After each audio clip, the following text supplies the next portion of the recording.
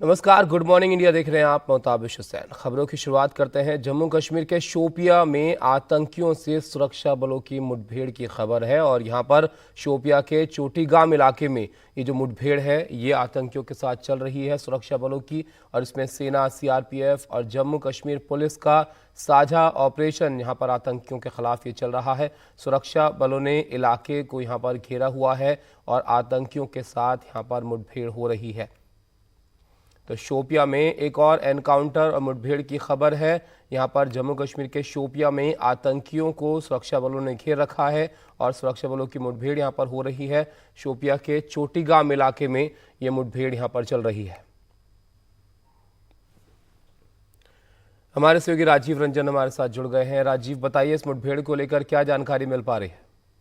दक्षिणी कश्मीर के इलाका है। एक जमाने में जो लोकल टेररिस्ट हुआ करते थे उनका गढ़ हुआ करता था, बहुत आसानी से ऑपरेट करते थे, लेकिन अब उनकी लगाम कसी जा चुकी है। गिनती के आतंकी बचे हुए हैं और यहाँ जो जानकारी मिल पा रही है उसके मुताबिक 2 आतंकी के छुपे होने की खबर है। जब सुरक्षा बलों को इनपुट मिली आतंकियों की मौजूदगी की तो उसके बाद उस इलाके की घेराबंदी शुरू कर दी। और अभी जो जानकारी मिल पा रही है कि देर रात से जो है फायरिंग हो रही है, दोनों तरफ से फायरिंग हो रही है। 2 आतंकी बताए जा रहे हैं और संभवतः लोकल आउटफिट है। सुरक्षा बलों का ये कहना है कि या नहीं तो उनको सरेंडर करना पड़ेगा या नहीं तो मार गिराया जाएगा। और कम से कम यहाँ कोशिश थी कि पिछले एक दिन पहले जो एक इनकाउंटर कश्मीर में हुआ था जिसमें आतंकी भाग निकले थे, तकरीबन 10-12 घंटा इनकाउंटर चलने के बाद कम से कम यहाँ इस तरह की घटना नहीं हो, तो इस कारण जो घेराबंदी जो काफी कड़ी कर दी गई है। सेना, पुलिस और सीआरपीएफ के जवान जो है ऑपरेशन में लगे हुए हैं। जी राजीव, ये इन आतंकियों के बारे में कुछ पता चल पाया है? किस संगठन के हैं? क्या इरादा इनका यहाँ पर था जिनको अब यहाँ पर जिनसे मुठभेड़ चल रही है? आतंकी कौन संगठन से जुड़े हुए हैं ये अभी तक जानकारी नहीं मिल पाई है, लेकिन ये जो जितने भी आतंकी हैं इनका मकसद बस इतना ही होता है कि खून खराबा करना, जम्मू कश्मीर के अमन चैन का जो माहौल है उसको खराब करना और आम लोगों को जो है निशाना बनाना। इनका बाकायदा कोशिश होती है।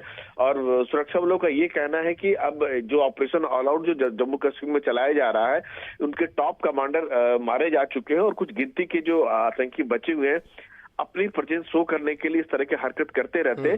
लेकिन अब उनके बहुत गिनती के दिन बचे हुए, जो कुछ बचे कुछ टेररिस्ट हैं उनको मार गिराया जाएगा। आपको याद होगा कि दक्षिण कश्मीर का शोपिया, पुलवामा जो इलाका है वहां रोजाना जो है इनकाउंटर के बाद सुनने में आती थी, लेकिन अब इस तरह की बातें नहीं रह गई। कम से कम आतंकवाद काफी हद तक कम हो गया है। जी शुक्रिया राजीव आपका सब जानकारी के लिए। तो अब जो बचे कुछ आतंकी हैं उनको भी यहाँ पर जो है वो निशाना बनाया जा रहा है और ये मुठभेड़ यहाँ पर चल रही है जिसके बारे में हमारे सहयोगी बता रहे थे। जम्मू कश्मीर के शोपिया में ये आतंकियों के साथ मुठभेड़ हो रही है सुरक्षा बलों की, और ये चोटीगाम इलाका है जहाँ पर ये मुठभेड़ यहाँ चल रही है।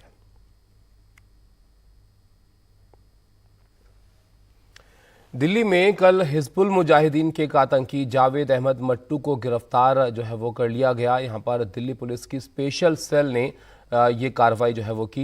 हिजबुल का कमांडर जावेद अहमद मट्टू जम्मू कश्मीर के सोपोर का रहने वाला है और उस पर 10 लाख रुपए का इनाम था। दिल्ली पुलिस की स्पेशल सेल के मुताबिक आतंकी की गिरफ्तारी डीएनडी के पास से हुई। वो कुछ ही दिन पहले दिल्ली आया था और निजामुद्दीन इलाके में भी उसकी मूवमेंट थी।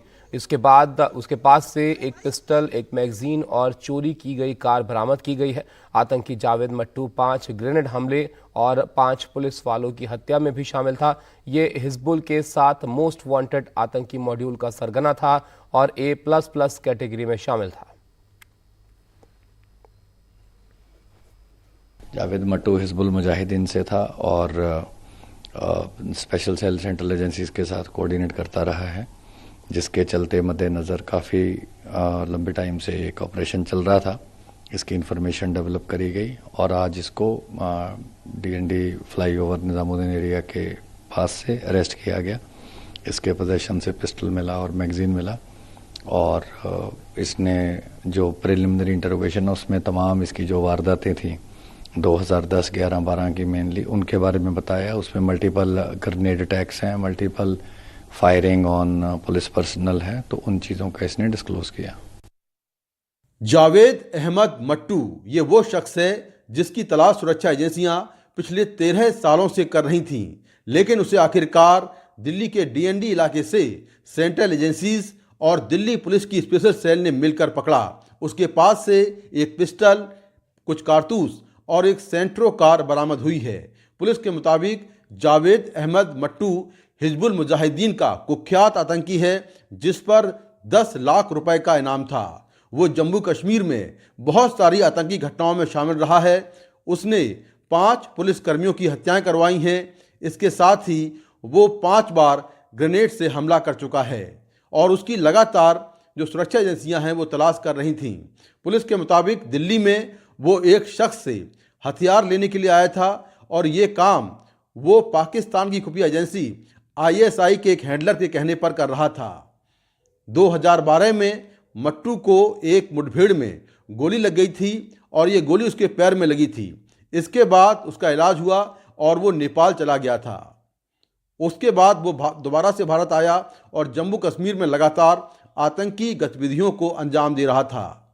उसके जो साथी हैं, करीब 6 साथी हैं, जिसमें कुछ पाकिस्तान के हैं, कुछ POK के हैं, जो लगातार उसके साथ मिलकर उसके कहने पर आतंकी गतिविधियों को अंजाम दे रहे थे। तो दिल्ली पुलिस ने एक बड़ी कामयाबी हासिल की है कि जावेद अहमद मट्टू, जो कि जम्मू कश्मीर में A++ कैटेगरी का अकेला डेजिग्नेटेड आतंकवादी था, उसको गिरफ्तार कर लिया है। ये आतंकी 11 बड़ी घटनाओं में शामिल रहा है, जिसमें 5 पुलिसकर्मियों की हत्या है, दर्जनों पुलिस वाले उसके हमलों में घायल हुए हैं और 5 बार ये ग्रेनेड से भी हमला कर चुका है। नई दिल्ली से मुकेश सिंह सेंगर, NDTV इंडिया। उत्तर प्रदेश के सुल्तानपुर में इनामी बदमाश को ढेर किया गया है। यहां पर 1 लाख का इनामी विनोद उपाध्याय ढेर किया गया है। पुलिस से मुठभेड़ के दौरान ये घायल हुआ था बदमाश और पूर्वी उत्तर प्रदेश में कई हत्या की वारदात में ये जो बदमाश है ये शामिल था, इसका हाथ रहा।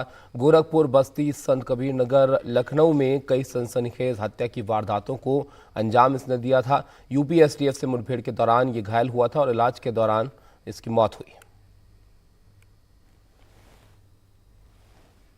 जो विनोद कुमार उपाध्याय है, ये गोरखपुर के अगल बगल के जो जिले हैं उन जिलों में 35 अलग अलग मुकदमों में वांछित था और लंबे समय से गोरखपुर, बस्ती, संत कबीर नगर, साथ लखनऊ, इन जिलों में इसके अपराध की घटनाएं बढ़ती जा रही थी और यूपी पुलिस को लंबे समय से यूपी पुलिस इसको तलाश रही थी। इस बीच में गोरखपुर पुलिस ने पहले 50,000 रुपए का इनाम घोषित किया।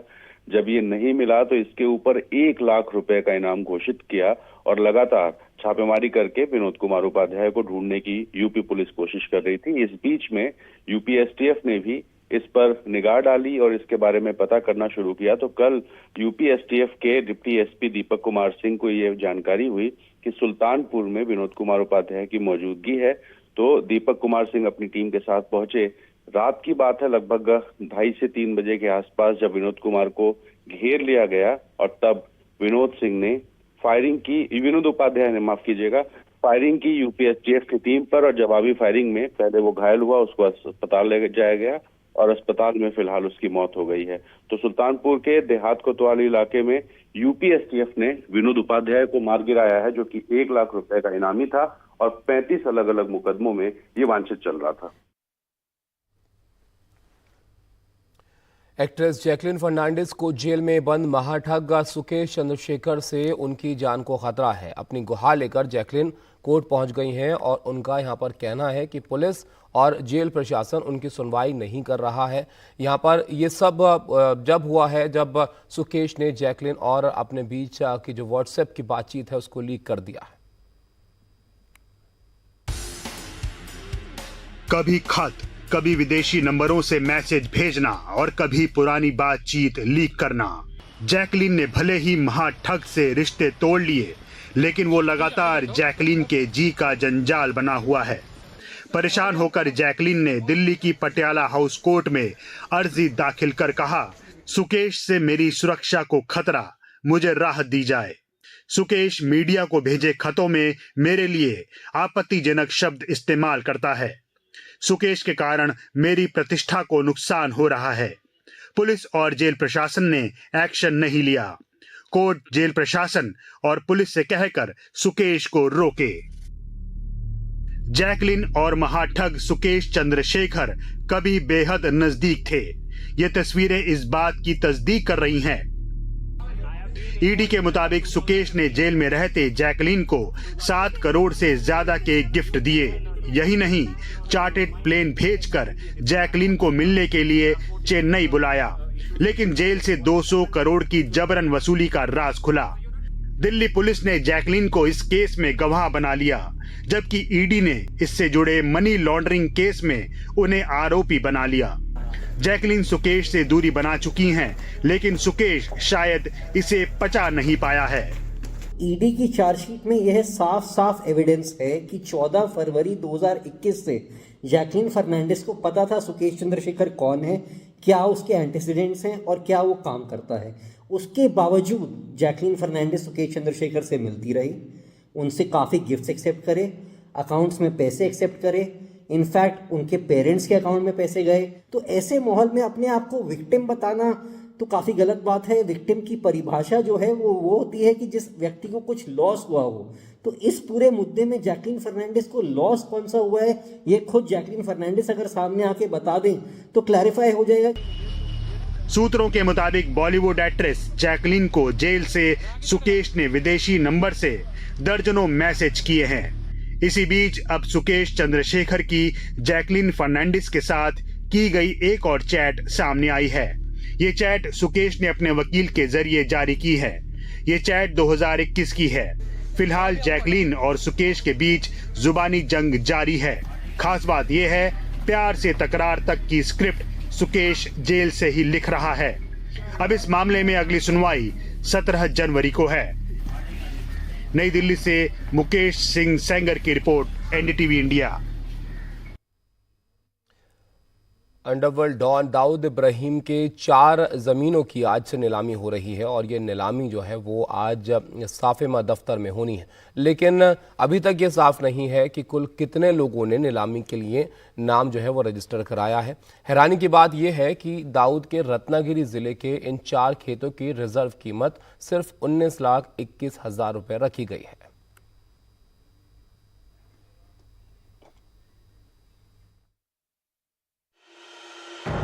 अंडरवर्ल्ड सरगना दाऊद इब्राहिम भले फरार है, लेकिन उसकी पुश्तैनी जमीन अब भी महाराष्ट्र के रत्नागिरी जिले के मुंबके गांव में है।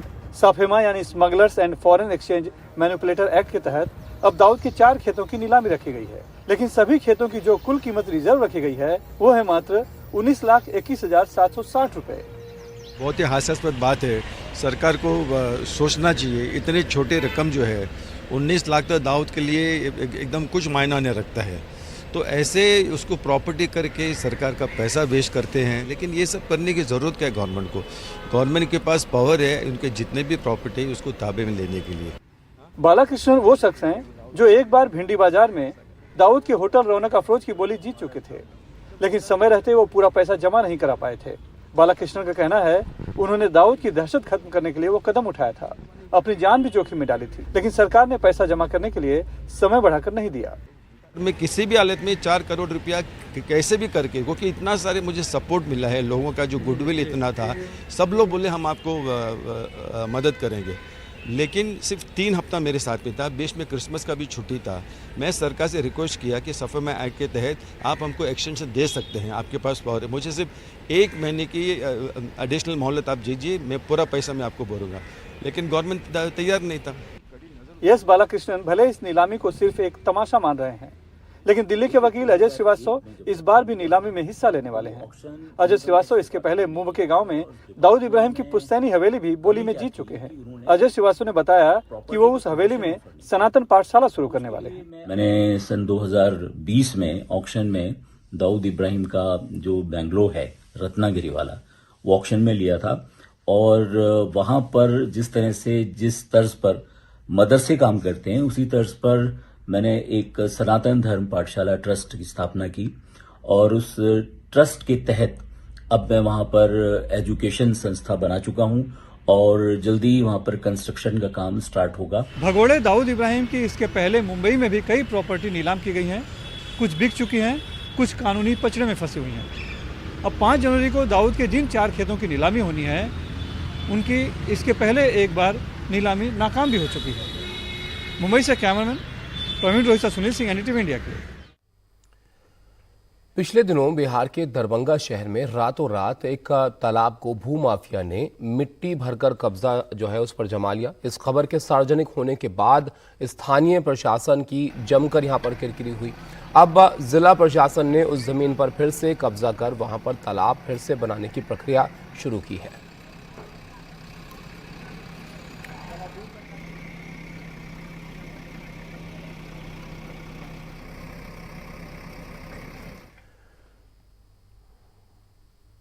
कर्नाटक के हुबली में कार सेवकों की गिरफ्तारी के विरोध में बीजेपी नेताओं ने पुलिस थाने में ही नारेबाजी यहां पर शुरू की और सरकार का कहना है इस पर कि इस मुद्दे पर राजनीति ना की जाए। बीजेपी के राष्ट्रीय महासचिव सीटी रवि चिकमंगलुरु में पुलिस स्टेशन में अपनी गिरफ्तारी की मांग के साथ बैठ गए। उनकी ही तरह बीजेपी विधायक सुनील कुमार बेंगलुरु के सदाशिव नगर थाने में बैठे। सबका सवाल है कि 30 साल पुराने हुबली में हुए सांप्रदायिक दंगे के मामले में गिरफ्तारी अब क्यों?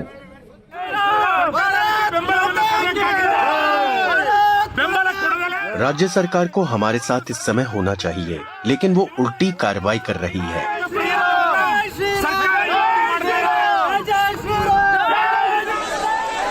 हुबली में 1992 में बाबरी मस्जिद विध्वंस के बाद हुई हिंसा के मामले में 9 आरोपी फरार थे।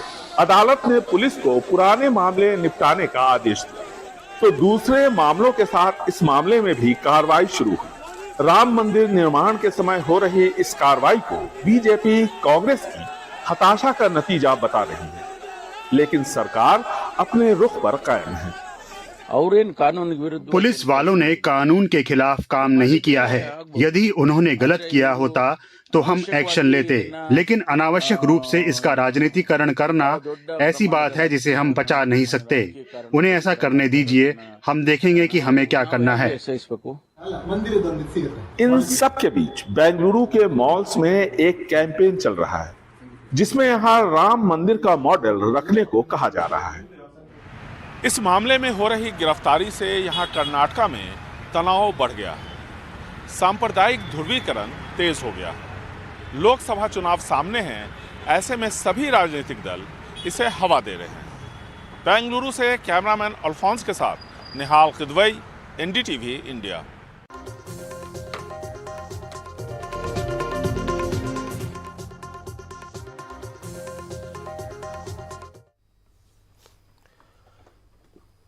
ईरान में हुए 2 बम धमाकों की जिम्मेदारी आतंकी संगठन आईएसआईएस ने ले ली है। यहां पर ईरान में बुधवार को आपको बताएं 2 धमाके जो है ये हुए थे और 100 से ज्यादा लोग इसमें मारे गए थे।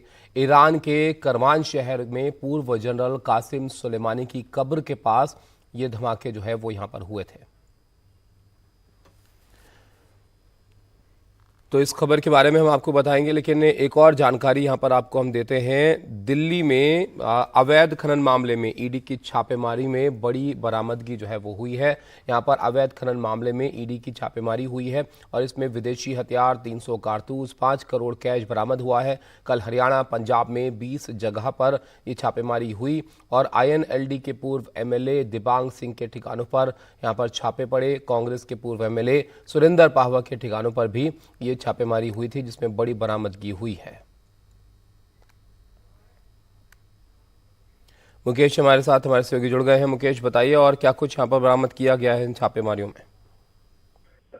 देखिए, कल ईडी ने करीब 20 जगहों पर छापेमारी की थी, जिसमें जो आईएनएलडी के पूर्व एमएलए दिबांग सिंह हैं और कांग्रेस के पूर्व एमएलए सुरेंद्र पाहवा हैं, उनके और उनके सहयोगियों के ठिकाने पर ये छापेमारी हुई थी। ये छापेमारी यमुनानगर, सोनीपत, मोहाली, फरीदाबाद, चंडीगढ़ और करनाल में हुई थी। और इसमें एलिगेशन ये था कि ये लोग इलीगल माइनिंग में शामिल हैं और पत्थर की जो इलीगल माइनिंग होती है उसमें शामिल हैं। इसके साथ में ये जो पूरा मामला है, ये हरियाणा पुलिस ने इसे लेकर केस दर्ज किया था और ये जो केस दर्ज हुआ था ये कोर्ट के आदेश पर हुआ था। उसके बाद इसी को लेकर ईडी ने मनी लॉन्ड्रिंग के तहत ये मामला दर्ज किया और कल 20 जगहों पर छापेमारी की। छापेमारी के बाद ईडी ने जो आईएनएलडी के पूर्व एमएलए हैं और उनके सहयोगी हैं, उनके ठिकानों से बड़ी संख्या में विदेशी हथियार जो कि 300 कार्टन में रखे हुए थे वो बरामद किए हैं। इसके साथ में 100 विदेशी महंगी शराब की बोतलें बरामद हुई हैं, करीब 5 करोड़ रुपए कैश बरामद हुआ है और 4 से 5 किलो जो गहने हैं सोने चांदी के वो बरामद किए हैं। तो ये बड़ी बरामदगी छापेमारी के बाद ईडी ने की है और ये जो पूरा मामला है ये इलीगल माइनिंग से जुड़ा हुआ है और इसी मामले को लेकर ईडी ने मनी लॉन्ड्रिंग का केस दर्ज किया था, जिसमें कल 20 जगहों पर छापेमारी की थी। तो बड़ी बरामदगी है जिसमें 5 करोड़ कैश है और 4-5 किलो सोना है, 100 शराब की बोतलें हैं और बड़ी संख्या में विदेशी हथियार बरामद हुए हैं। शुक्रिया मुकेश आपका सब जानकारी के लिए। तो बड़ी संख्या में यहाँ पर बरामदगी इसमें हुई है। अवैध खनन मामले में ईडी की छापेमारी जो है वो हुई थी, जिसमें विदेशी हथियार, 300 कारतूस, 5 करोड़ कैश जो है वो बरामद किया गया है।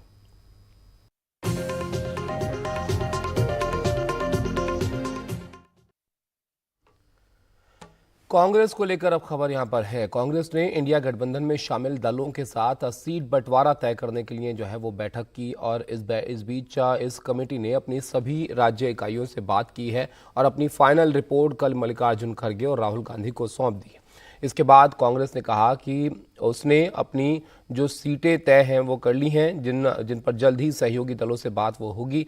एनडीटीवी को मिली जानकारी के मुताबिक इस कमेटी ने 8 राज्यों में सीट समझौते करने की सिफारिश की है। ये 8 राज्य जो है उसमें वो आपको बता देते हैं। इसमें उत्तर प्रदेश का नाम है, जहाँ पर 80 लोकसभा सीटें हैं। यहाँ पर एसपी आरएलडी के साथ गठबंधन जो है वो हो सकता है, सीटों को लेकर शेयरिंग हो सकती है।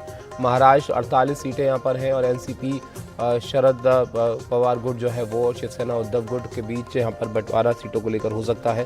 बंगाल में 42 सीटें हैं, टीएमसी वहाँ पर है और बिहार में 40 सीटें हैं, जहाँ पर कई सारी पार्टियां हैं जिनसे बातचीत कांग्रेस को करनी होगी।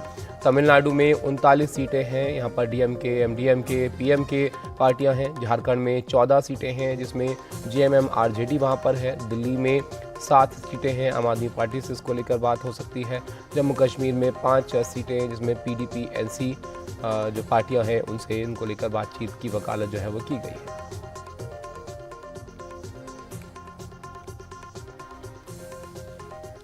उत्तर प्रदेश रेरा यानी रियल एस्टेट रेगुलेटरी अथॉरिटी ने अपने एक नए आदेश में बिल्डर्स को कहा कि वो खरीदारों को सुपर बिल्डअप एरिया जैसे भ्रामक शब्दों का उपयोग ना करके अब खरीदार को कारपेट एरिया जो है वो बताएं। कारपेट एरिया वो होता है जितने एरिया में यानी कारपेट बिछाया जा सके जो इस्तेमाल योग्य होता है।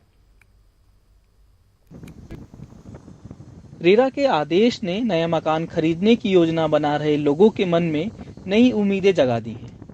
ये बहुत ही स्वागत योग्य कदम है और काफ़ी समय से हम लोग इसकी मांग कर रहे थे कि भाई एटलीस्ट ये डिफाइन हो कि जो जब हम घर खरीदते हैं तो हमें कितना एरिया मिल रहा है। अभी तक यही नहीं पता होता था क्योंकि अलग अलग बिल्डरों का सुपर एरिया के हिसाब से लोडिंग अपना अलग होता था। रेरा के आदेश से बिल्डरों और खरीदारों के बीच पारदर्शिता बढ़ने के आसार जताए जा रहे हैं। अब ग्राहक को उसके घर का सही साइज पता चलेगा। नियम बदलने के बाद कीमतों में बदलाव नहीं होगा। जानकारी छुपाने पर बिल्डर्स पर कार्रवाई होगी। जो लोग पहले घर खरीद चुके हैं वो अब रजिस्ट्री करवाएंगे तो उन्हें फायदा होगा।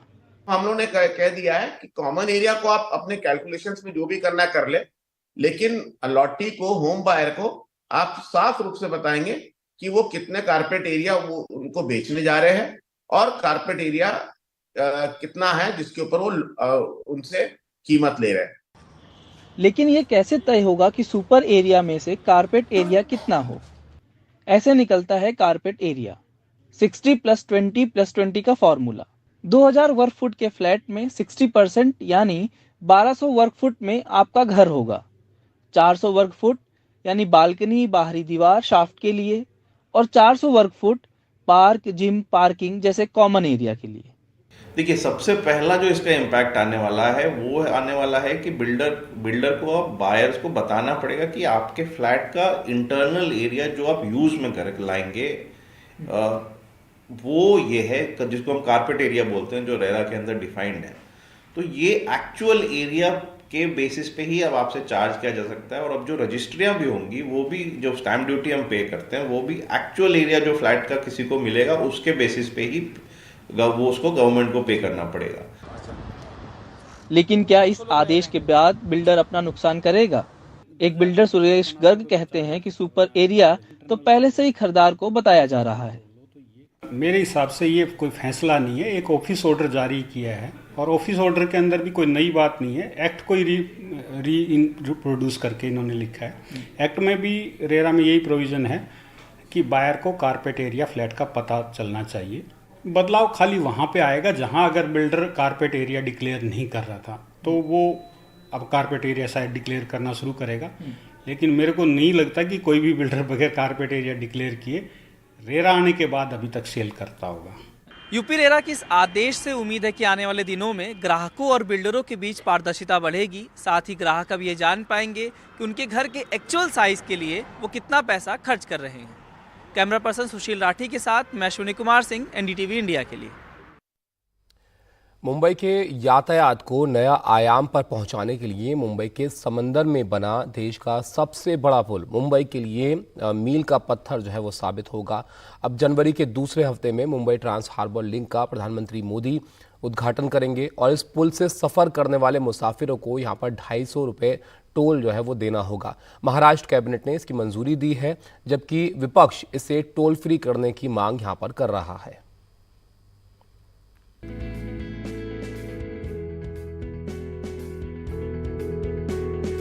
ठाणे की खाड़ी लांघ कर समंदर पर बन रहा है Mumbai trans harbour link project, जो कि मुंबई से नवी मुंबई, पुणे और गोवा के फासले को कई किलोमीटर तक कम कर देगा।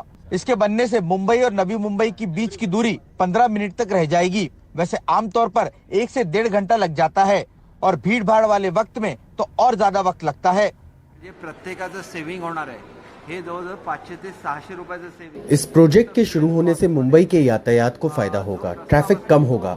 सरकार ने प्रोजेक्ट के लिए लोन दिया था, उसे चुकाने के लिए टोल लेना पड़ेगा। 500 रुपए प्रस्तावित थे, लेकिन 250 रुपए ही अब देने होंगे।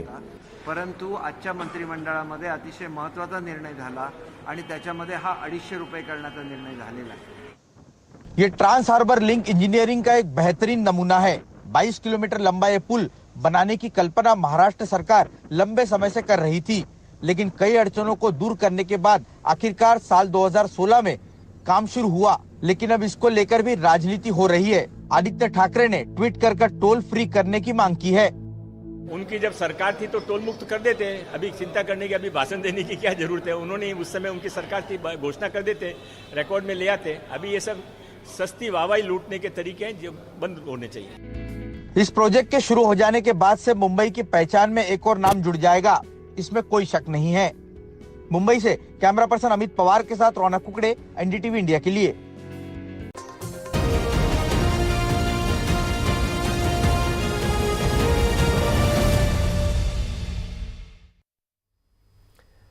दिल्ली के कर्तव्य पथ पर गणतंत्र दिवस की परेड का रिहर्सल शुरू हो चुका है और इस बार भी परेड के दौरान एनसीसी के कैडेट्स का जलवा देखने को मिलेगा। अब सेना और पैरामिलिट्री के शानदार परेड के बीच एनसीसी कैडेट्स क्यों सबका ध्यान खींचते हैं और कैसे एक एनसीसी कैडेट का सपना जो है वो कर्तव्य पथ के परेड में शामिल होकर जो है वो पूरा होता है। एनसीसी और कैडेट्स की पूरी यात्रा के बारे में विस्तार से बता रहे हैं हमारे सहयोगी राजीव रंजन।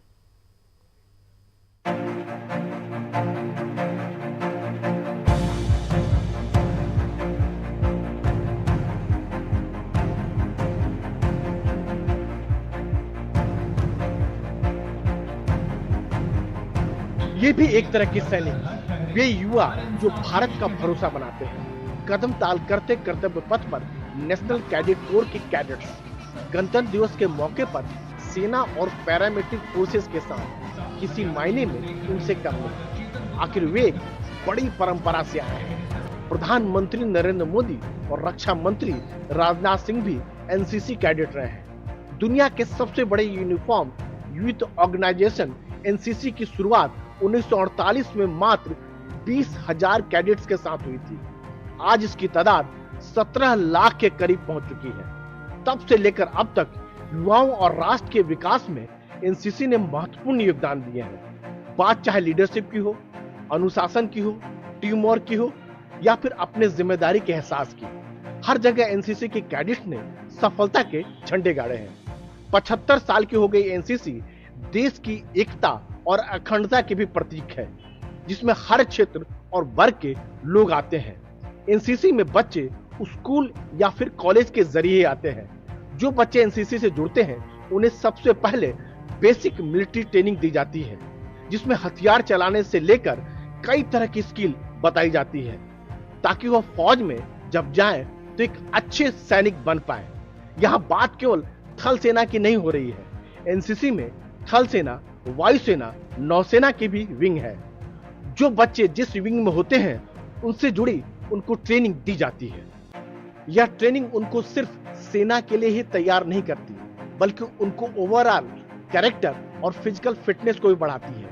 एनसीसी के कैडेट सामाजिक सेवा में भी बढ़ चढ़कर हिस्सा लेते हैं। ब्लड डोनेशन से लेकर ट्री प्लांटेशन, सफाई अभियान या फिर कहीं आपदा राहत अभियान की बात हो, हर जगह आपको एनसीसी के कैडेट्स जरूर दिख जाएंगे। एडवेंचर में भी ये कैडेट्स किसी से कम नहीं है। ट्रैकिंग हो, माउंटेनिंग हो या फिर रिवर राफ्टिंग, ये सब एक्टिविटी कैडेट्स की फिजिकल फिटनेस के साथ साथ एडवेंचर स्पिरिट को भी बढ़ाती है। एनसीसी के यूथ एक्सचेंज प्रोग्राम के तहत यहाँ के कैडेट्स दूसरे देशों में जाते हैं और दूसरे देशों के कैडेट्स यहाँ आते हैं। पिछले साल सेना में 116 अधिकारियों, अग्निवीर में 8,937 और केंद्रीय पुलिस बलों में 1,390 कैडेट्स की भर्ती हुई। वैसे सारे एनसीसी कैडेट्स की बड़ी हसरत होती है गणतंत्र दिवस परेड में हिस्सा लेना, लेकिन यह मौका बहुत ही चुनिंदा कैडेट्स को ही मिल पाता है। 28 राज्यों और 8 केंद्र शासित प्रदेशों में से केवल इस साल 2,274 कैडेट्स को ही गणतंत्र दिवस कैंप में आने का मौका मिला। इनमें से कर्तव्य पथ पर परेड करने का मौका सिर्फ करीब 300 कैडेट्स को ही मिलेगा। कंपटीशन काफी टफ होता है। कैंप में सुबह से ही कैडेट्स अपनी फिजिकल फिटनेस और मेंटल स्ट्रेंथ को मजबूत करने में जुट जाते हैं। इन सब का जोर बस यही है कि कैडेट्स के अंदर देशभक्ति, अनुशासन और नेतृत्व की भावना पैदा की जाए, जो धर्म, जाति और भाषा के भेद से ऊपर उठकर काम कर सके।